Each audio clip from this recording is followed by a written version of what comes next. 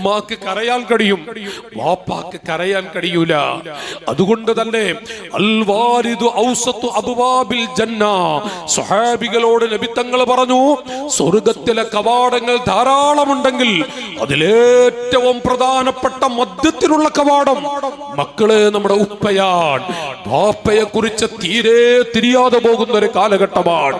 ഇവിടെയാണ് ഞാൻ പറയുന്നത്, നമ്മുടെ വാപ്പയെ നാണം കടത്തി ഉപ്പാനെ വഷളാക്കിക്കൊണ്ട് ഏതെങ്കിലും ഒരു ചെക്കന്റെ കൂടെ ഇറങ്ങിപ്പോകുന്നുവെങ്കിൽ അനുഭവിച്ചിട്ട മക്കളെ മരിക്കൂ. അല്ലാഹു റബ്ബുൽ ആലമീൻ അരുത്, അരുത്. ഞാൻ ഈ രാജ്യത്തുള്ള കുട്ടികളോട് പറയുന്നു, മോളെ, മലീമസമായ ചുറ്റുപാടാണ്, വിഷമകരമായ ചുറ്റുപാടാണ്. ജീവിതത്തിൽ നമ്മുടെ ഉമ്മാനെ കരയിപ്പിക്കരുത്. ജീവിതത്തിൽ നമ്മുടെ ഉപ്പയെ കരയിപ്പിക്കുന്ന, നമ്മുടെ ജീവിതത്തിൽ ബുക്കാഉൽ വാലിദൈൻ,